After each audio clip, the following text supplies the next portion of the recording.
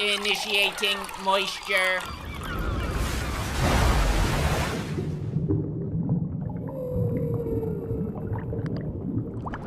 Welcome to the Moist Meter. Today we're taking a look at Umbrella Academy. I didn't really care too much for the first season. I wasn't overly interested in it, but I just finished season 2 and I liked it significantly more. I was a lot more invested in everything happening, so let's just dive into this shit. Season 2 opens with Five witnessing an all-out war, culminating in a nuclear apocalypse, killing his family before he narrowly escapes with Hazel back through time. They don't know what causes the apocalypse. That's the big mystery to solve. It could be anything. It could be gamers. It could be the fucking boogeyman. And it's up to them to figure out how to stop the apocalypse with a fucked up time travel experience that has scattered the gang across the 1960s. And now Five has to get the crew back together to prevent yet another doomsday.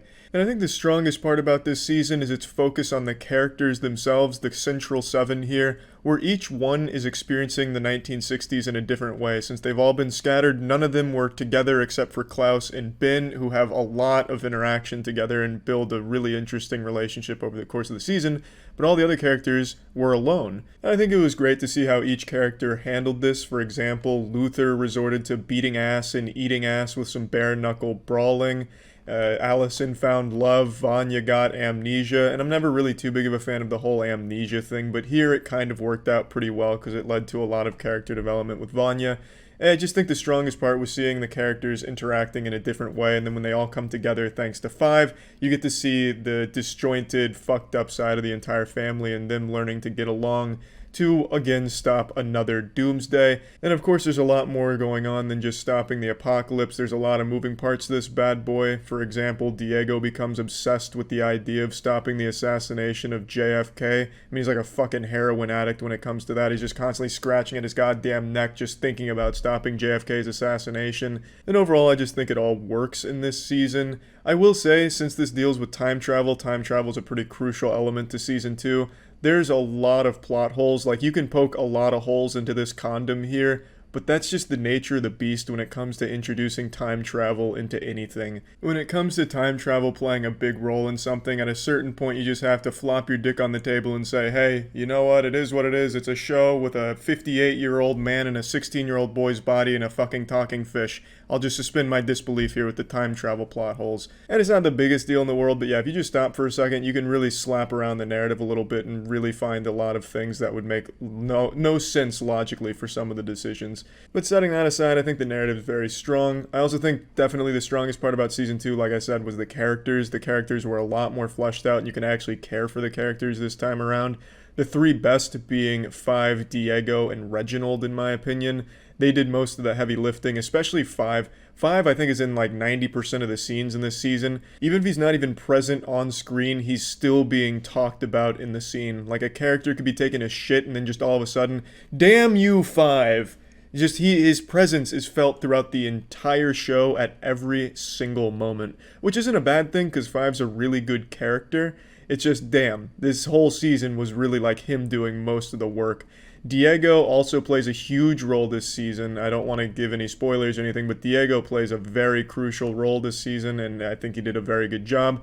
Reginald isn't like a key player. I mean, he's a very important character, of course, but he's not in a lot of scenes. He's there sporadically, and when he's there, he fucking commands the room. I think he's definitely one of the most interesting characters in the show. Just so much shit going on, like this giant enigma asshole. And it's just really nice to see him getting some fleshing out during the season, and even adding more and more mysteries on top of it. I just really like Reginald as a character, to be honest. But that being said, I feel like a lot of the characters weren't utilized very well. For example, Luther. Luther doesn't really have much of a role to play in the season. He maybe does one plot important thing, but other than that, he's just there to give a couple of comedic one-liners, which aren't bad or anything, but I just feel like it's kind of a waste of his character, because he does have some depth, but it doesn't really do much to progress the plot. He's just kind of there as like a side character, and that's kind of a shame. And I felt that way for a couple of other characters, but again, I don't want to get into spoilers. But yeah, maybe in season 3 they'll be called off of the JV squad and promoted to varsity, get off the bench and get into the action. Another thing I liked about this season was I liked quite a few of the shots they did when it pertained to action. They had some stylistic choices for the way they filmed some of the scenes that I really appreciated. It was nothing innovative or revolutionary that's going to have your jaw on the floor and pissing your pants, but it was enough to be like, oh, well, this wasn't just some generic filming techniques. This was actually a little different, and they're trying something new. I like that. And they did that quite a bit, at least a couple times for each episode when it came to some of the action, which I thought was great. And I also really like the design of the commission. Pretty much everything about the commission I fucking love. I've always been a fan of like that old school Roswell Area 51 aesthetic from like some old games like Destroy All Humans and shit like that. And I kind of got the same vibe from the commission in this season. I really enjoyed that. I wanted to put that out there. I really liked some of the design of the characters and some of the locations they visited.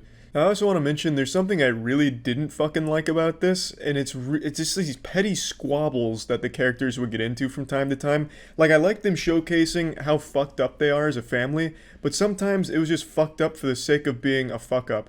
Like, they'll have an argument over nothing. Like, for some reason, Five will just come out of nowhere to be an asshole. Like, Luther just says something nice, and Five's like, "You stupid motherfucker, are you just some kind of fucking dumb troglodyte? Huh? Is that what you are? Just a little baby bitch? Huh?" And then they'll get into this, like, huge argument where everyone else comes in like, "Hey, why are you calling him a baby bitch?" "No, fuck you." "Hey, fuck you." They'll just have, like, these dumb arguments that just seem pulled out of thin air. Like, something no one would ever argue about in the real world ever. It's just, I don't know. Like, you know, fucking Five would find lint on the floor and just go absolutely wild, flipping over tables, teleporting people's organs or something all over the place just because he's upset because he found something a little out of place. It just felt like constantly they wanted to show, like, hey, these siblings aren't right. Look at how angry they always are. So they just pull out this dumb fucking argument from their ass out of nowhere. And that got tiresome because that happens a lot, especially with Diego. For some reason, Diego just gets bullied, just like punching bagged by the group for some reason. Even when he comes up with a good idea, they just call him stupid. They're like, "Diego has a good idea. Hey, that's a fucking dumb idea and you're stupid, but it's a good idea. And you're still stupid."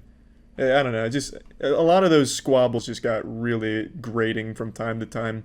But anyway, plugging Umbrella Academy into the Moist meter and giving Umbrella Academy a nice, crisp 80%. I enjoyed it. There is a lot of problems with it, but it is still overall just a fun, super powered show that I think is just a good ride. That's about it. See ya.